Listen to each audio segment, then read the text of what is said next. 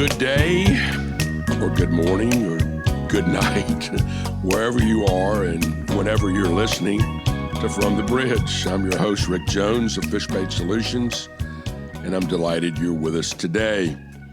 We're going to talk about stories and storytelling today. My very special guest is Mark Wright of Wright Creative, who, along with his co-founder and lovely wife, Heather, knows a whole lot about storytelling.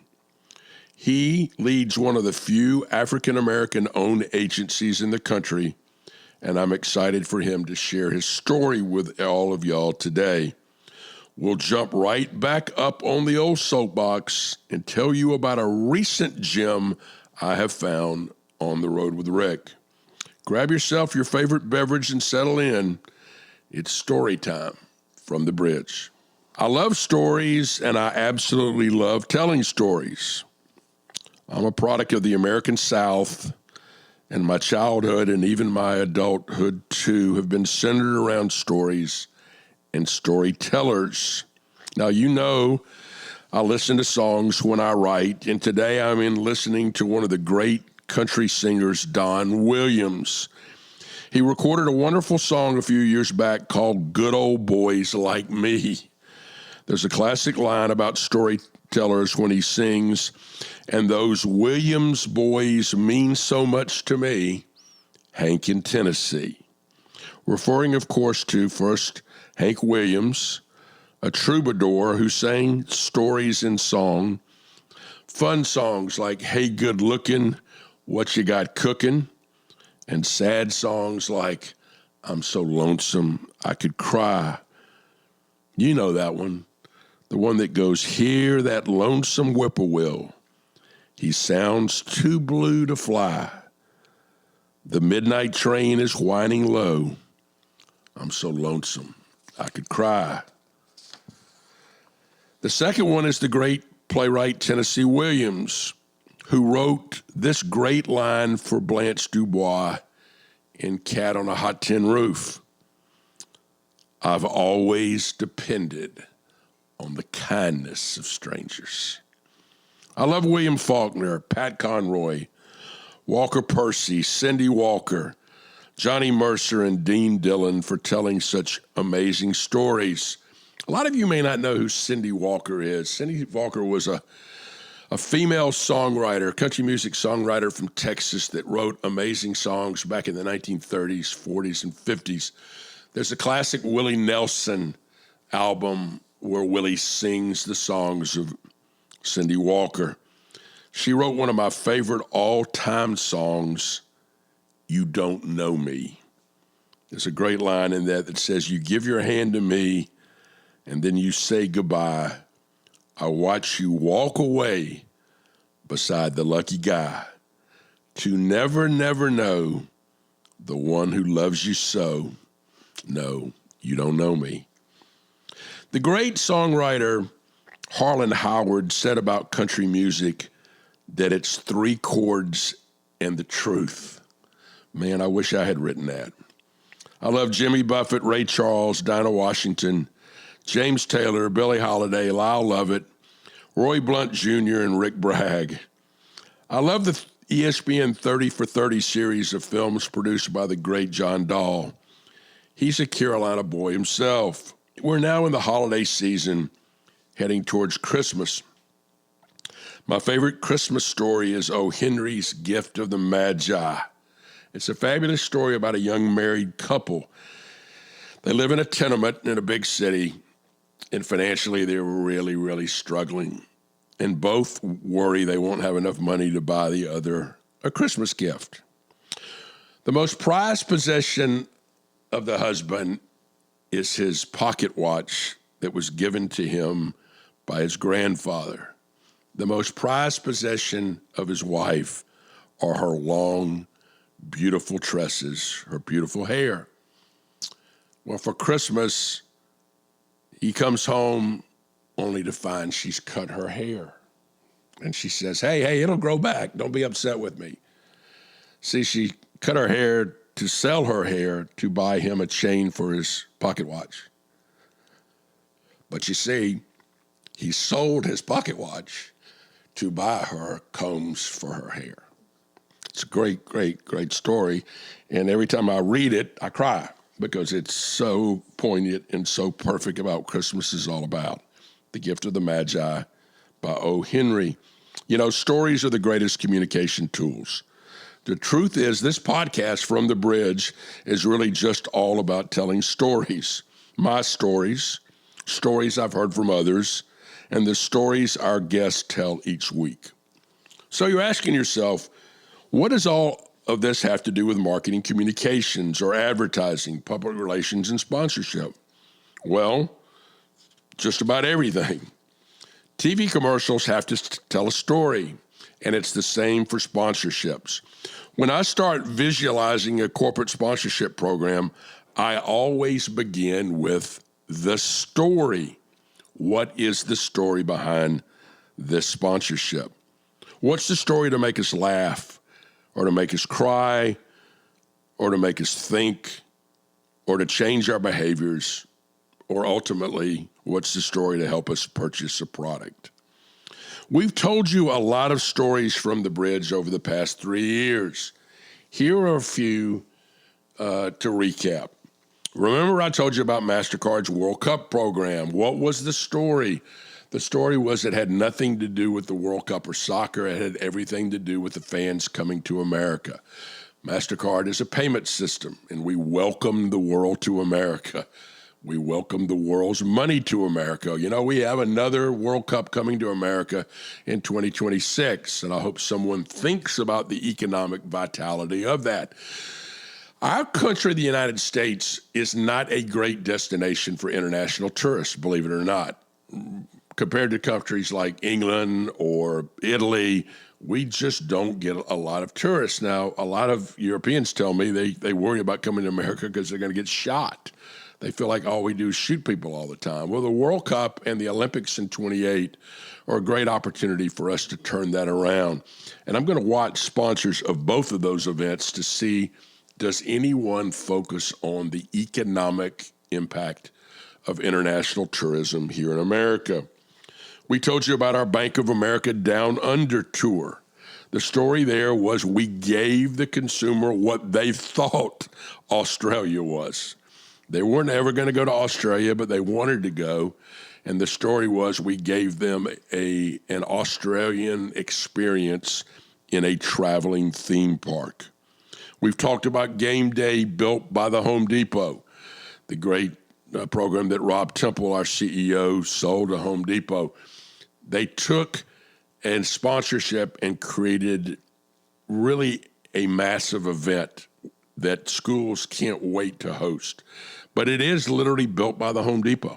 It's a set built by the Home Depot. It's a bus that's got Home Depot branding. It's jumbotrons. It's a field. It's a variety of things. What is the story? Watch this morning and then get into Home Depot to do your chores for the rest of the day. Great, great sponsorship. We've talked about the Chick-fil-A cows. Instead of me telling you to eat more chicken, how about a cow telling you to eat more chicken? Which means don't eat me. Eat more chicken. Leave me alone. I love that story. We've told you about the Warner ladder. It's the ladder of cutting down the nets in March Madness, but it's much more than that. It's a metaphor. It's a metaphor for how you have to climb the ladder to success during the season. I remind everybody, it's not an escalator. It's a ladder. And you have to climb it one rung at a time. And finally, we recently brokered a wonderful partnership between Luke Combs, Sony Music, and his wonderful song, South On Ya, with the Southeastern Conference and the SEC Network. When you listen to the lyrics, it's about, if you come on down here to play football against us, you better look out, because we're going to put some South on you, right? It becomes a great storytelling vehicle for college football in a conference where their tagline is, it just means more. All of these revolve around stories. When I start to sell a particular property, if I'm going to sell a bowl game or a basketball tournament or a country music festival, I always start with what brand should tell What story? One of the things we're working on right now is seeking a sponsor for the Grand Ole Opry's 100th anniversary. Now, that anniversary is coming up in 2025. So I'm looking for someone in 2022 to do a 4-year program leading up to the 100th anniversary of the Grand Ole Opry. Now, where should we start? Well, the first thing I did was I looked and said, what companies are still around that were also founded in 1925, that will be 100 years old that day? And is there a way they can tell their 100th birthday story in conjunction with the story of the Grand Ole Opry?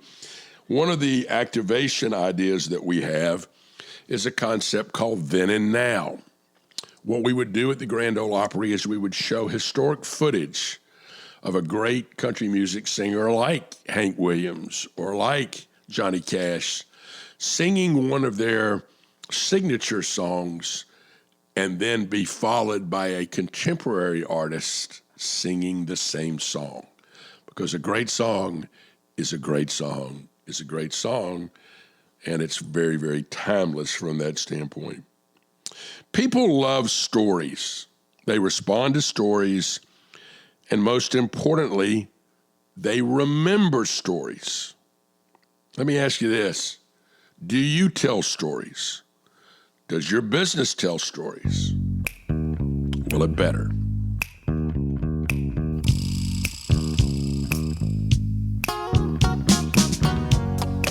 My special guest today is my new friend, Mark Wright of Wright Creative Agency. Their LinkedIn page describes them as a creative, branded content and video production firm that brings professional and original reportage and storytelling to business. What a great description of what they do. They tell stories. Let's welcome Mark to the bridge.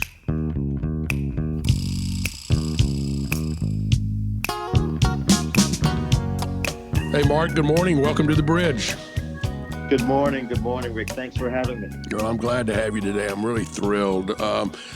Everybody that we have on as a guest angler, I always start from the beginning. Where were you born and raised? Where'd you go to college? What was your first job? So let's jump into that. Sure enough. So I'm glad you're sitting down. I'll give you the abridged version. I was born in England, in Wolverhampton, England. Spent the first two Jamaican parents, Derek and Darth, who just celebrated their 78th birthdays this month, as a matter of fact. Well, happy birthday to them. That's great. Absolutely. Big up to Derek and Darth Wright. And I spent the first 2.5 years of my life in England, and my parents moved back to Jamaica, purchased some land, and built a house there, the house that they still live in, the house that I spent, probably years 8 through 12 in. So from 2.5 to 12 years old, I lived in Jamaica. And on my 12th birthday, I took my very first plane ride to Washington, D.C. on the now defunct Eastern Airlines with my family. We came to America to seek different pastures. I won't say greener pastures because they don't get greener than Jamaica, but different pastures. And we came here at that point. It was the four of us, my mother and my older sister, Fiona. And we went, my folks, sought to, have a life here and to help their kids kind of figure out what their options might be for school and careers. And so I went to Howard University in Washington, D.C., and I sought to pursue a career and a life in journalism. So that's the abridged. No, that's a great way. I had two quick stories. When my wife and I first got married, I worked for a guy named Norman Airy at Georgia Tech. I was the marketing director at Georgia Tech, and he was an associate athletic director. And, I think Charlotte was a school teacher at the time. We weren't making very much money, and Norman's wife ran the contest for the Atlanta Journal-Constitution, and they had this thing called the Fabulous Fox Theater giveaway to New York City. And we were having dinner with them, and Peg Airy turned to Charlotte and said, "I'm sick of ungrateful people winning our contest. Open the paper tomorrow. You're winning. and the reason I laugh about it, we flew Eastern Airlines. I mean, we got on Eastern playing cards. I still have playing cards, Eastern Airlines playing cards from that trip that we went to New York. And so it's a great story of a rigged contest. I guess I could tell that now 35 years later about that, but it was fun. And then the second thing was I got blessed. There was a gentleman that ran the Jamaica Tourist Board, and he heard me speak and said, "Hey, I'm doing a conference in Jamaica on sponsorship for all of the Pan-Caribbean countries. Would you come down and speak?" And that led to 4 consecutive years that I got to come to Jamaica as the guest of the Tourist Board and talk about sponsorship, and just fell in love with that place. I mean, you talk about lush and jerk chicken and music and Black Mountain Coffee, Blue Mountain Coffee, and just the whole scene. I just Dunn's River and the everything. It's a cool place. Do you get back there much? So not much. So we were just there when we actually went. Heather and I, my wife, and I went down 2 weeks ago to get my parents. They're not too keen on traveling alone anymore. So we had to literally go down there and kind of pluck them up. So we spent, a few days together down there by ourselves before kind of heading down to the country and scooping them back up. I'm sure much to the chagrin of my parents, my dad in particular, we didn't stay down there as long as he'd hoped. Would have liked, but I keep telling the old man, which was forever. Yes, exactly. He doesn't understand why you and Heather won't move down there now. Exactly. I keep telling the old man.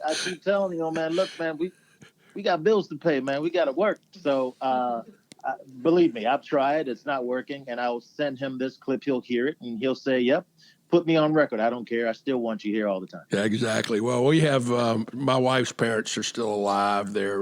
My father-in-law is almost 90, and my mother-in-law is 85, and they live in a little small town in North Florida. And believe me, they would like us to move there. They don't understand that I need to be close to an airport, and there's not an airport. Jacksonville's 90 minutes away. That's not going to work for me. But they are the parents, and we have to listen to them. So you go to Howard, and you want to be a journalist. What was your first job? So I think my first job, it was in high school, and I worked for a dentist. Norman Buckman was his name. He was a grumpy curmudgeon of a man. I don't feel bad speaking ill of the dead. He can't hear this. But he was just a grumpy dude. And my job was to clean the dentist's office and vacuum and clean the equipment and do all that stuff. And that was my first paying job. He didn't pay me enough, Dr. Buckman. I don't care. But you know what? I appreciated that experience working for somebody like that because he held me accountable. And when I wasn't on time, even if I had to, if I missed the bus coming from school, if I wasn't on time, he didn't care what the excuse was. And I learned a little bit about business from him. I also learned that I didn't want to go into his industry, but he taught me a lot, and I appreciate that. And I still enjoy telling him. For my senior year, I decided, look, I got to play high school soccer. I've been working this whole time, and I don't want to finish my high school career without having played. So I remember going up to him and said, "Dr. Buckman, I'm gonna quit." And he said, "You're gonna what?" I said, "I think I'm gonna quit. I'm gonna play high school soccer." He's like, "Okay, at least you're doing it for a good reason." And I don't remember there being a hug or an exchange of any pleasantries, but that's what Dr. Buckman did for me. That was my first job. That was in high school. My first job in real job was working as a copy editor at the Washington Times in Washington, D.C. And that was the first real job, like, taking taxes and, have to dress the part and, reading live stories off the wire and, writing headlines and not making mistakes. And if you do make mistakes, there are 5 or 6 other copy editors on the desk who are glaring at you, guys who've been in that job for 30, 40 years. It was like a scene in Mad Men. But that was my first job after doing a few internships at Howard. When we look back, when we were in that, we were like, this kind of sucks. I mean, what am I doing? But when you look back, you think about being at the bottom and building your craft. And I've always said writing copy is difficult.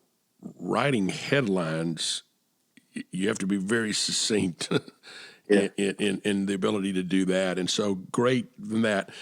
Now, when did you go to work for ESPN? So I went to work for ESPN, the magazine, Yep. launched in, I want to say, 1997, 98, I believe. Yeah, 97. I think fall of 97. And soon after the magazine launched, so I was on the launch team, but I wasn't in the building when they cut the ribbon. I think I got hired maybe 6, 7 months after as they were building the team. So I was there from those early days through, and I was there for about 2.5 years. I worked for simply the best boss I've ever had throughout my career. And I've had a lot of jobs and I've had a lot of bosses. And Mark Giles, God rest his soul, was my boss. And Mark was a big man. Mark was probably, if he was standing straight up, he'd be 6'6", 6'7", but he kind of always had like a hunched posture because he was always kind of leaning down to people. And he was just a menacing, intimidating guy. Anybody who knows Mark will hear this story and say, yeah, that's true. But he was literally a human teddy bear. I mean, he was just the kindest person who understood that we have stress, we have families, we have bad days and good days, even on deadline. And some days you're going to be good, and some days you're just going to be terrible. And he was just straight down the middle. He was just a wonderful, wonderful human being. And was John Skipper running the magazine at that time? He was. Okay. He was indeed. Yes. Yeah. I remember subscribing early on, and I had been a Sports Illustrated reader, as so many people had been. And ESPN, the magazine, was just so refreshingly different. Not taking any away from Sports Illustrated, which I still think is a great publication, but it was a different kind of. It had a different vibe to it. It was about a younger generation. It was about socially responsible stories before that became vogue. It celebrated things like the body issue. I mean, it just was a different kind of thing. Talk about what you did there and some takeaways from that. It's funny that you bring up ESPN the magazine and in the same breath or context you remember Sports Illustrated. And I can tell you, the competition between those two platforms. You got to remember, we took a lot of editors from Sports Illustrated to launch ESPN the magazine. John Papanek, who's our editor-in-chief, Steve Wolf, who's our executive editor, Lynn Cromando, who was our managing editor. These are all SI people and who'd been there for years. We kind of, knew where all the bodies were buried at SI and brought all those secrets over to ESPN the magazine. And the competition between us was just so rich. I don't have any proof about this, but obviously that ESPN the magazine was a bigger book.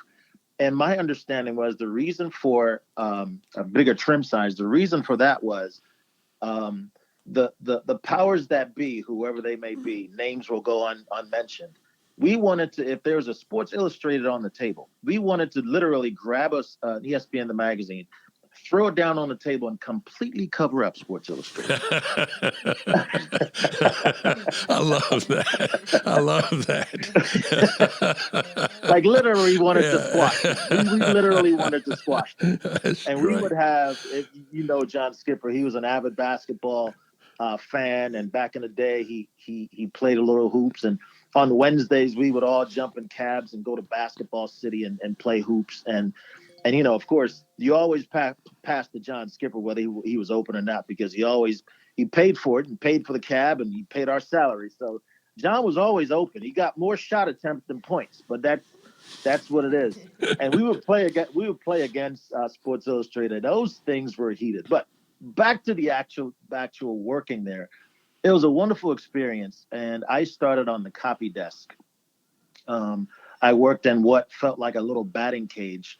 Um, 3 copy editors whose jobs it was to make sure copy was clean, copy was factual. It wasn't your job to re-edit a story that had already been through the pipeline of editors.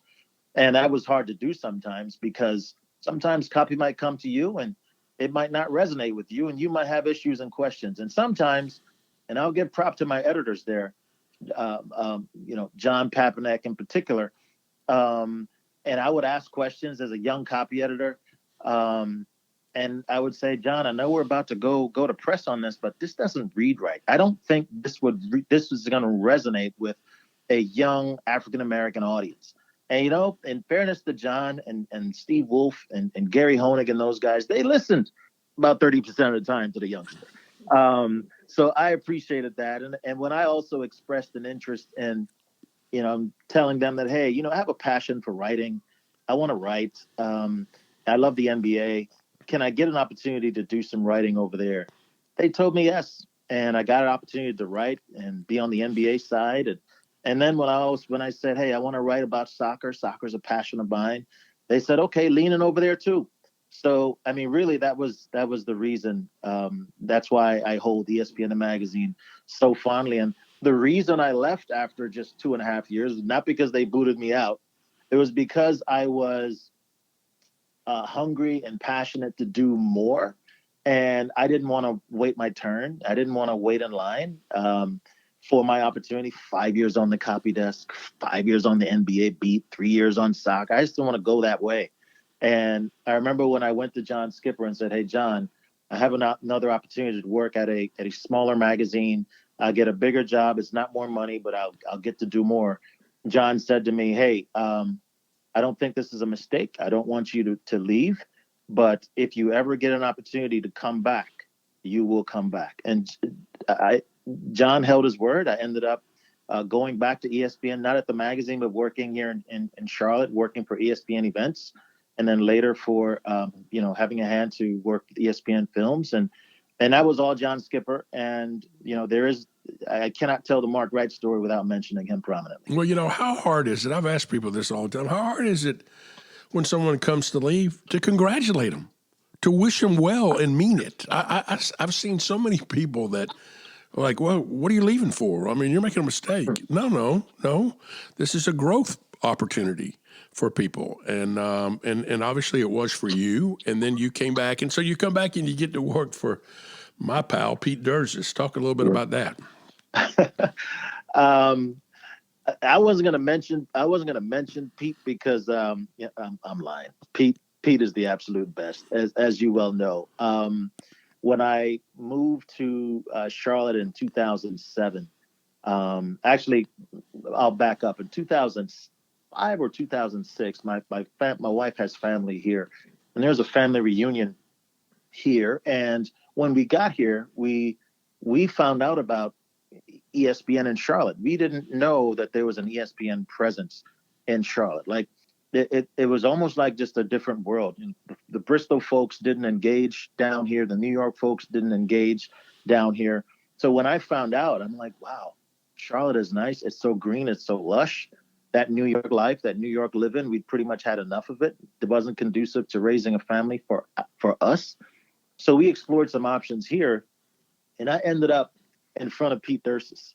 And when I tell you about a connection that was almost immediate, that's how that exchange was with Pete. And I worked for Pete for, I want to say 10 years, but in Pete years, that's at least 15 years.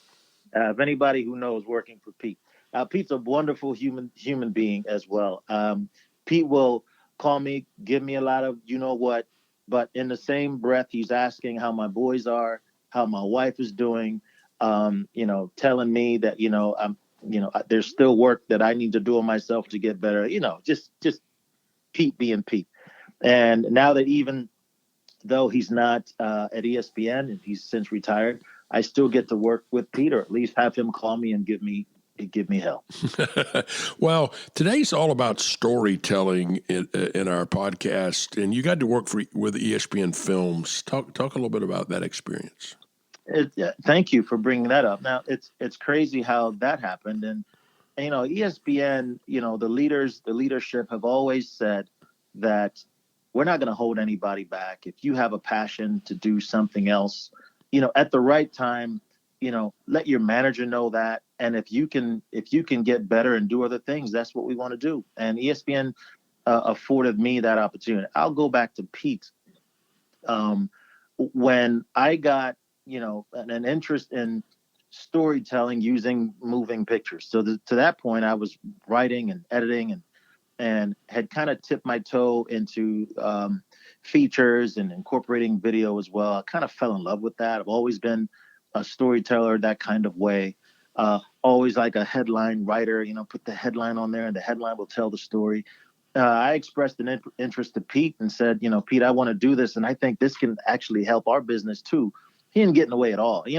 Sometimes the biggest thing that a manager or a boss can do is to help by getting out of the way. You don't have to come up with a plan or a roadmap for people. They probably know what they want to do anyway. And when they need you, they'll come to you and lean on you. And that's what Pete did. He just literally just got out of the way and said, hey, when you need me, come to me. And if your day job starts to slip, I'm coming to you. That's kind of how Pete sort of led. And so he reached out to the ESPN Films people, said, look, I got a potential rock star here who's got stories.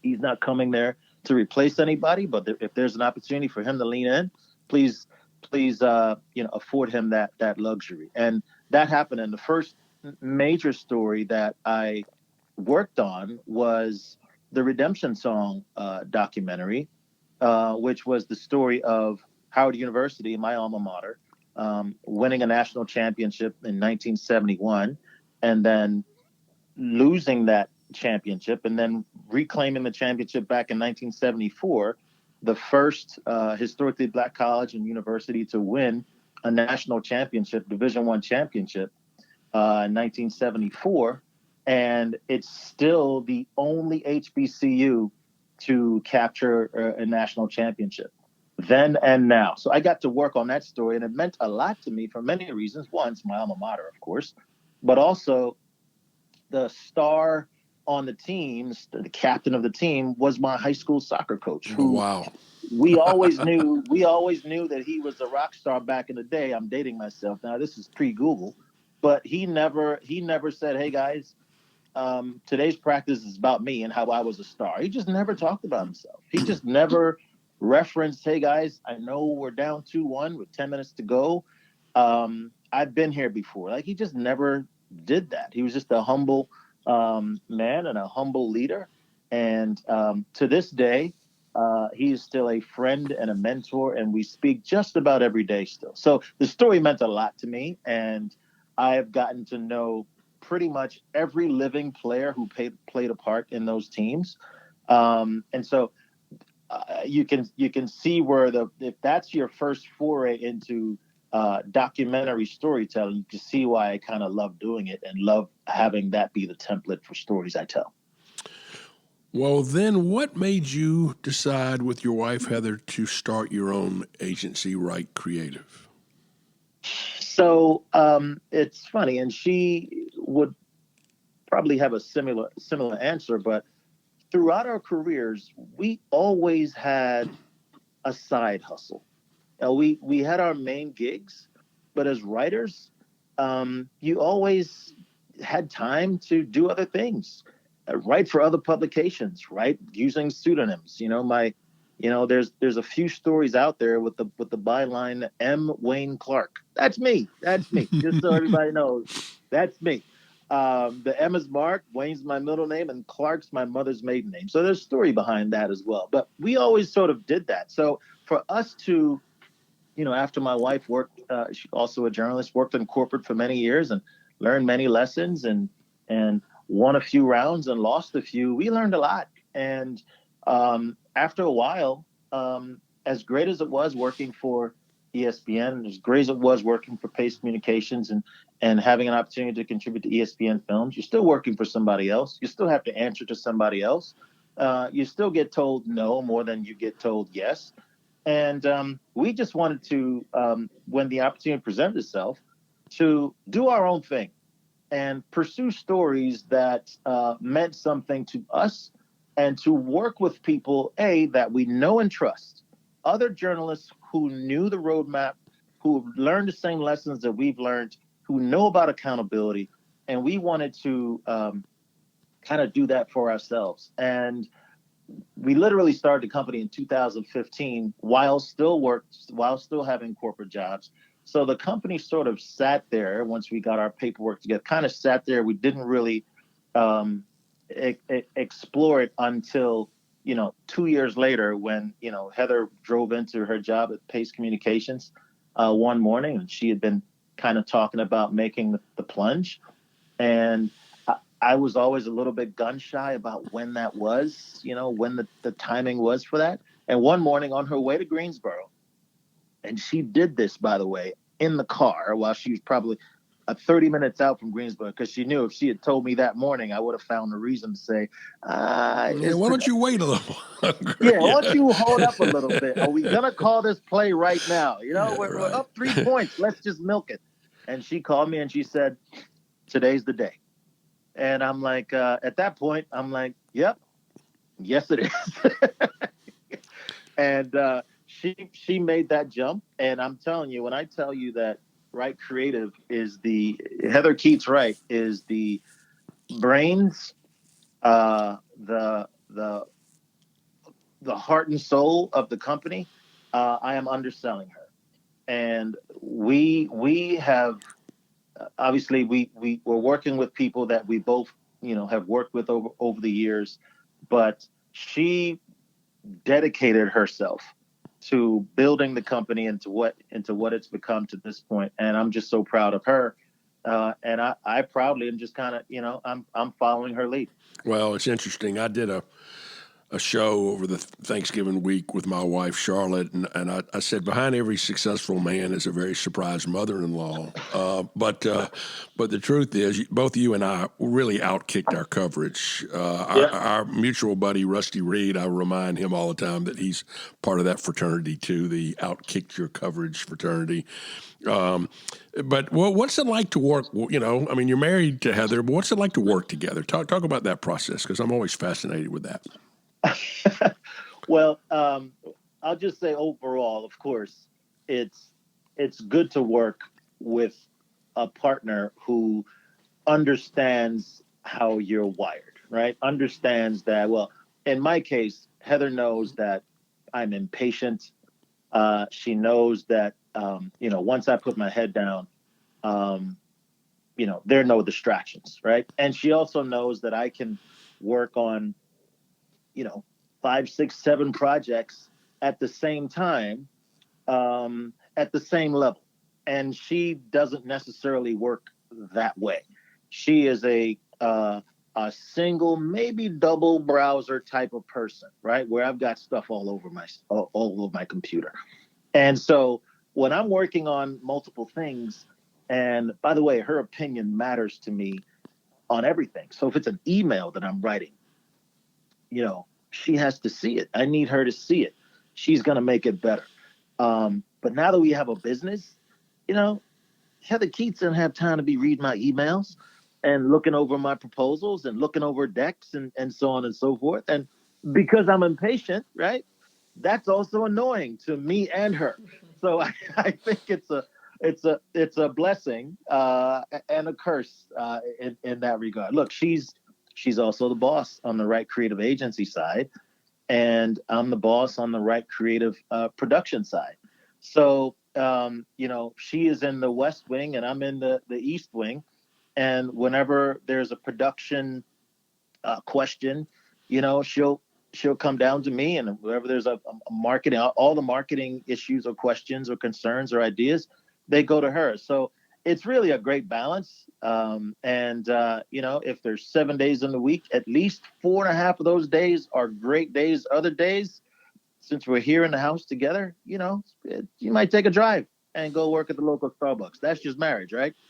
That is, I can relate to the impatience part, though. I've told this story before. I was a student teacher that got hired at a private school on St. Simon's Island right out of college, and I had an 8th grade girl who was my teacher aide, which meant she ran off knew how to work the mimeograph machine. That's how old I am. But for my 22nd birthday, she gave me a statue of a vulture that I still have, and it sits on my desk, and the vulture says, "Patience my ass, I'm going out and kill something." And so this little 8th grade girl knew early on, she pegged Rick Jones as being a very impatient human being. So I can relate to you, and I can commiserate for Heather, because I know my wife, it's the same thing. I mean, the impatience is part of that. But I heard Andy Rooney years ago on 60 Minutes say, if patience is a virtue, then by God, impatience is also a virtue. So Amen. so we share that. I was intrigued. On your LinkedIn page, you actually describe your agency as being about storytelling. A story. So talk about that process and some of the stories that you're telling, and what are not being told that you still want to tell. Let's go that direction. Thanks again for going there. Prior to our call this morning, I was sort of kind of looking through my notes and saying, okay, I want to make sure I talk about this and mention this. And I came across our capability statement, and there's a line on there that I'll read to you and then sort of speak to. It says, quote, "Content is ubiquitous, but solid brand journalism is rare. Our journalism credentials come from global media outlets." And then there's a little bit more. But where that comes from is, Wright Creative Agency, Wright Creative Productions is not doing anything that is brand new. And anybody who tells you that they're rewriting media, rewriting journalism, doing it in a way where nobody else is doing, pardon my French, it's bullshit.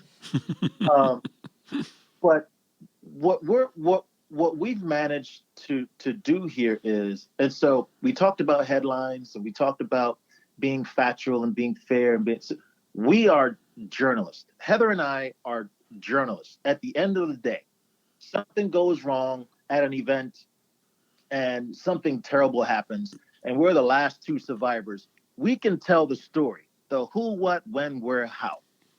And we think that journalism, because of social media, because of the need to be first, the need to just get it out there, and we think that journalism has taken a hit because of it.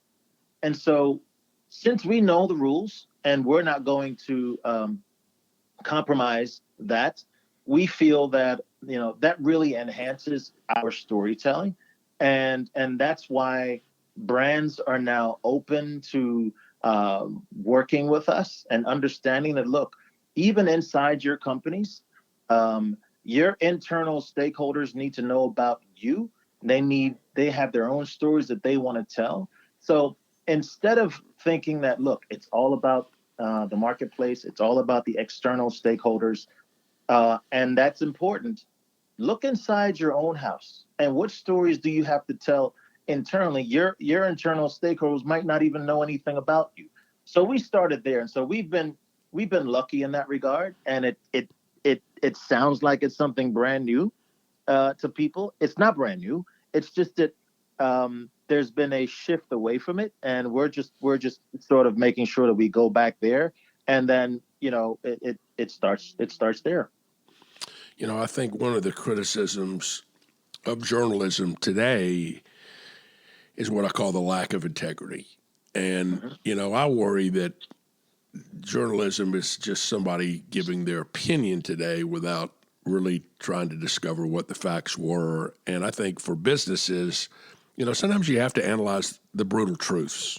And you have to have a reporter's view of that, because a lot of times companies can't see the forest for the trees and don't understand, hey, what are we doing incorrectly that we need to correct? And then, but also, what are we doing really well that we haven't told that story to ourselves or to others in a way that's meaningful to our business?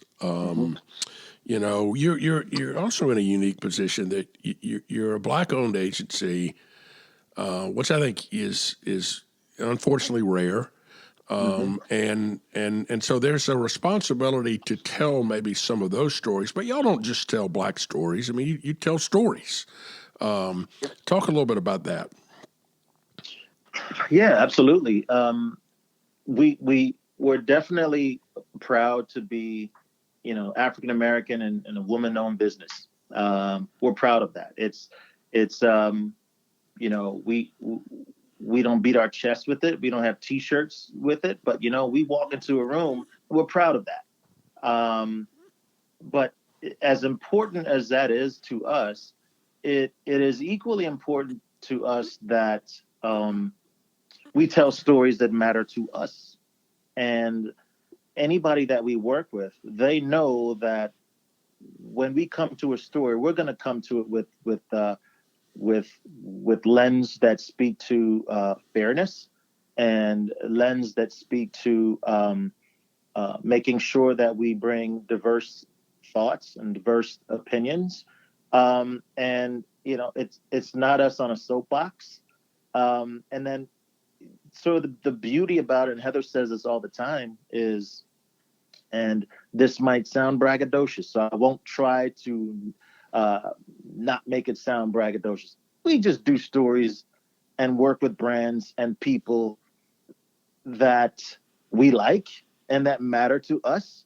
And if your ideals don't align with ours, we're not likely to work with you. And that's just bottom line. And we're not saying that we just want to work with people who agree with all of our thought. We want to have healthy debates. We want to have healthy conversations about race and diversity and inclusion and maybe sometimes politics and history. But at the end of the day, those conversations reveal character. And we make the decision now because we work for ourselves. Our name's on the billboard. We make the decision, all right, we're going to work with you because we see an opportunity where we can not necessarily change your opinions, but at least open up your ears and your eyes to another way of looking at things, or maybe looking at the world. So, I mean, this is again, I apologize if that sounds too braggadocious, but that's just kind of how it is. No, I love that. I've always said this. In fact, I had an old friend that ran a big agency, and he once said to me something that I thought was really wise. He said, "Great agencies are known for what they turn down more than what they do." Mm. And I always thought about that. If it's out of alignment with your value system, it's not going to work. Right. And not only that, you're going to do a disservice to yourself and to the brand. And I've had some in my career, some businesses that were very lucrative that I just said, I'm not going to compromise where I'm going. We worked for a big telco company around the Olympic Games in '96, and we had an all-women team, and that client was abusive to the women. I mean, sexual harassment, abuse. I mean, ridiculous stuff. And I finally went and took the principal to lunch and said, hey, this isn't working for us. And he said something really interesting to me. He said, Rick, I've never been talked to this way by a vendor. And I said, that's the issue. I thought we were your partner, not your vendor. And you draw a line in the sand. I mean, at that point you go, it's not worth it. And I love the fact that you did that. And that's not bragging. That's just, my mama used to say, if you've done it, it ain't bragging. I mean, and so I like that lens. I also like, we are having an issue with race in America. God, we've had an issue with race in America forever. We continue to have that issue. And I think we continue to have that issue because we do not listen to each other. Yeah. We just don't listen. And y'all bring a voice that I think is an essential voice to that. I had several years ago, I did a show about race, coming out of George Floyd, and I got my really dear friend Ernie Kent, a great African-American man and a great basketball coach. And I said, Ernie, I'm going to sit back. I need to listen to you today. Okay? I mean, I need to hear your voice. And I think people need to hear y'all's voice. Yeah. I think that is a very, very important thing. Let's link it back now. What are some stories that haven't been told that you want to tell? It's funny that you bring up that we're here now, and I'll tell you, I haven't told this to many people, maybe just privately to a friend or two, but when I came to this country as a 12-year-old, again on Eastern Airlines, my first flight landed in Washington D.C. on May 7th in the early 80s. And when we got to my aunt's house, she turned on Channel 9, local CBS affiliate. And I thought for months that Channel 9 was the only channel that was the option. And football was on. And the Washington football team and John Riggins and Joe Theismann and all those guys were playing. That became my team. And they're still my team. But after George Floyd, Colin Kaepernick, I fell out of love with football. I follow Washington on a very high level because I want to see them do well. I know whether they won or lost, but if you put $1 million on a table right now and said, name the starting 11 on offense, I'd tell you just keep the money because I don't know. And the reason for that is that period, 2020, revealed what people think of African American football players. For the most part, it's shut up and dribble. It's shut up and play. Your opinions don't matter. It's a meat market. It's next man up. How dare you voice your opinions? And social media gave these athletes, and not just football, but soccer and basketball, really gave these athletes, men and women, an opportunity to speak their truth. And here's the reality with it, right? We're talking about the lion's share of these athletes who have not been trained to communicate. They have been trained to go to college and be athletes, right? Education was not prioritized. This is about sports. So God bless them. They're not the best communicators, but it doesn't mean they can't communicate. Doesn't mean they don't have passions that they want to explore. It doesn't mean that they have hurts and feelings that they want to talk about. And I believe that sports, particularly football, didn't want to hear it. Didn't want to hear it. And I fell out of love with the sport from that time. I don't know that I'll ever come back. And I think that's one story. It sounds very personal, but I know I speak for other people who feel the very same way. We might not see it reflected on the number of people watching the games on TV or in the stands, because football is America's game. Basketball is one of the fastest growing sports in the world. But that's how I feel about football. But sports is my passion. You take sports away from me and I have nothing. There's nothing to mark right. So I believe that sports is still the one unifying thing over anything else. I'm biased over anything else in the world. Go ahead and find the next thing that can unify people as much as sports. I'll wait. It ain't there. If you bring it, it's a distant second. So I think stories around those conversations still need to happen, Rick. It feels like 2019 and 2020 was a long time ago. Wasn't that long?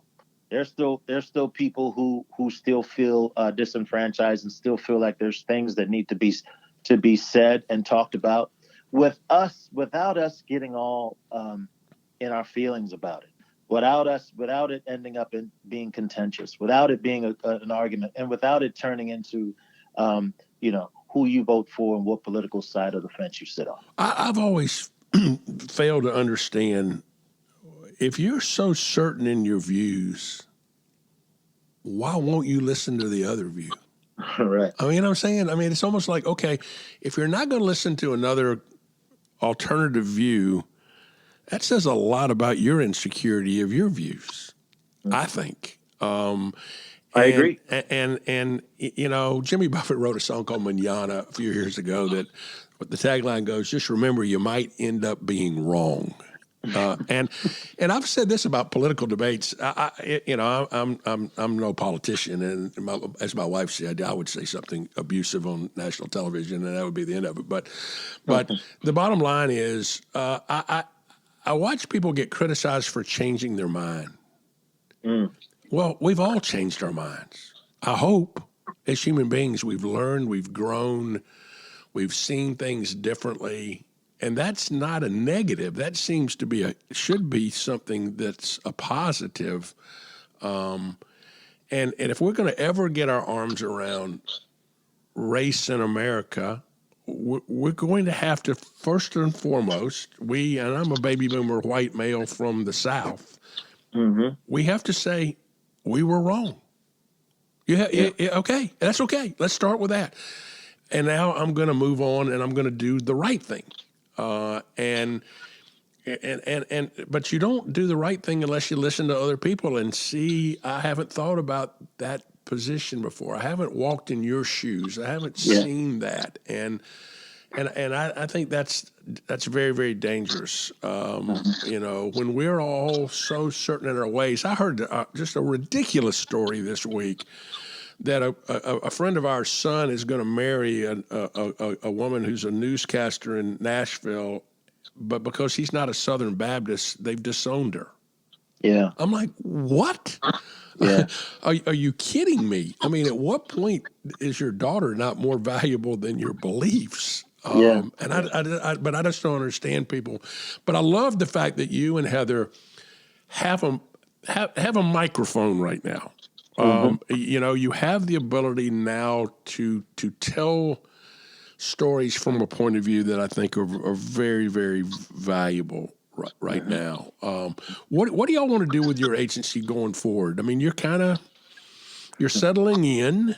Yeah. And COVID was a big curveball for all of us. That none of us saw coming, but in a funny way, my wife on that same show that we did the other day said, "I'm thankful for COVID. Yeah. I'm thankful for what we learned about ourselves." Yeah. What have you learned, and where do you want to take the agency next? I tend to agree with your bride. I think with respect to people who have been hurt by COVID, who continue to be hurt by COVID and lost loved ones.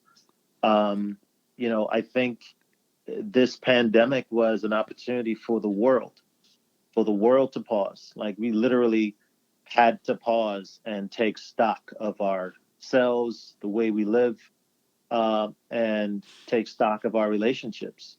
And sometimes that's just, how it has to be, because what else is going to make us collectively pause? Has to be a pandemic, right? Has to be something that affects the world at the same time, right? So I agree, and I think we've had, the world over, relationships that have been tightened as a result for the better. But I think, for us, it really created an opportunity for our voices to be heard, and I'm talking about Heather and I specifically. When 2020 happened, major companies where we had previous relationships reached out to us and said, look, candidly, and with some shame or embarrassment, we don't know how to reach the African American community. We think we know we should, we know we want to. We don't have a diverse staff. We don't have diverse leadership. And please help us take a look at our footprint and help us create a roadmap and maybe a playbook for how we can get better. We had people come to us and do that. And guess what? Mark Wright and Heather Keats Wright aren't even experts in that.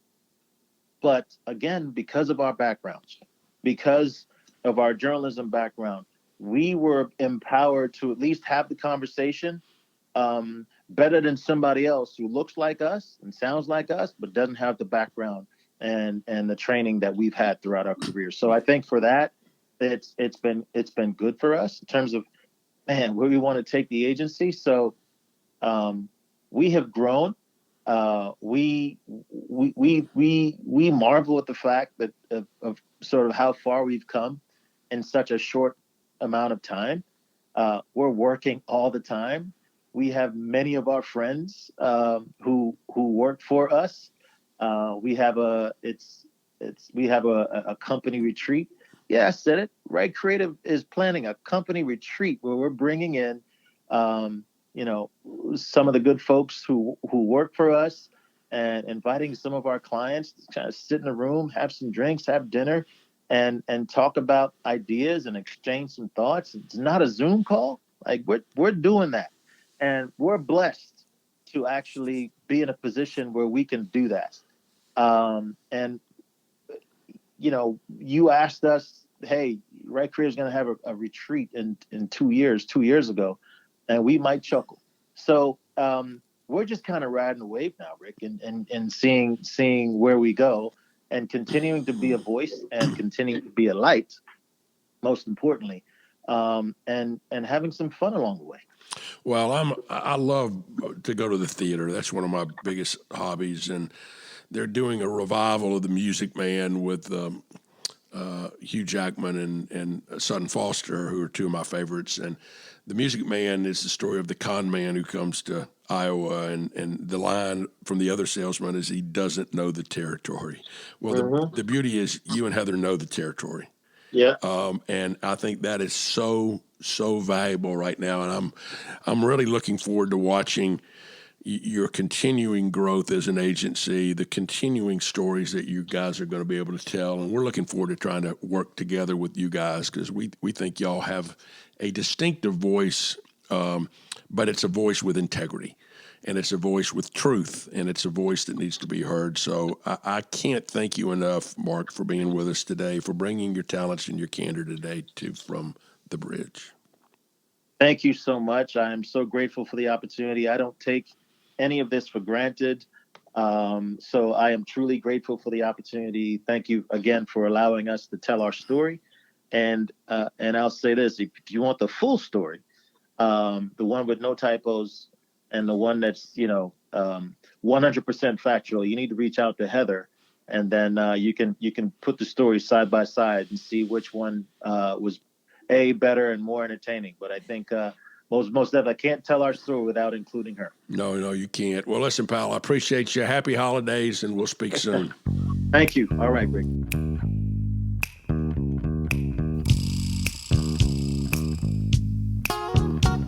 Today's view from the soapbox is about equality. Here's what I know about all human beings. We all bleed red. I was raised in the church as a Southern Baptist. The first song we were taught was a song called Jesus Loves Me. It says that Jesus loves me like he loves everyone else. But the second song I learned goes even deeper. It says Jesus loves the little children, all the children of the world, red and yellow, black and white. They are precious in his sight. Jesus loves the children of the world. I love the word precious in this song. People are precious to God. Where and when did we forget this? I really believe I can solve all of the world's problems. All we have to do is just look at every other human being as precious, as valuable, as worthy.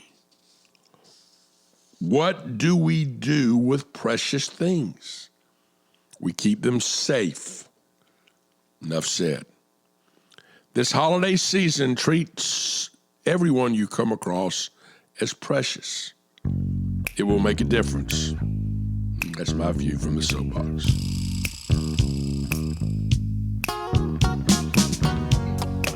I took a little road trip a few weeks back to Myrtle Beach to watch one of our Espn events basketball tournaments. Left very early in the morning and picked up my son Ryan, and we drove and we drove and we drove, and we had a few conference calls along the way. and we both got very hungry. Now, I love to get up early and do a lot of yard work and stuff and then have a late breakfast. And so we were looking for a late breakfast and found a truly memorable one in Georgetown, South Carolina. It's called Ani's, and it's a terrific little restaurant on Front Street in downtown Georgetown. This is an African-American-owned restaurant that serves a terrific breakfast. Why do I like it? Because they serve fish and eggs. You rarely can get fried fish and eggs, and it's one of my favorite breakfasts. So I had some fried whiting, a couple of eggs over easy, amazing grits, and really good hot coffee. I absolutely love fish and eggs for breakfast, and this one did not disappoint. But I'm going to go back soon for lunch because they had all their lunch offerings written on a blackboard each day. And this day I saw that they had 10 choices of meats, everything from fried chicken to fried shrimp to shrimp and grits to pork chops and even turkey necks. Plus they had 3 types of rice, regular white rice, yellow rice, or red rice, and then a choice of 12 different vegetables.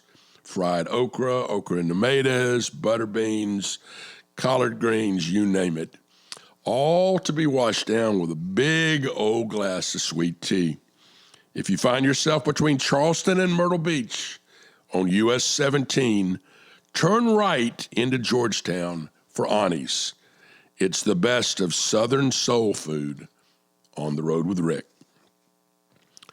Thanks for being with us today and to Mark Wright for a great show. I hope you have a blessed week. Happy holidays from the bridge. We'll see you next week for a very special Christmas show.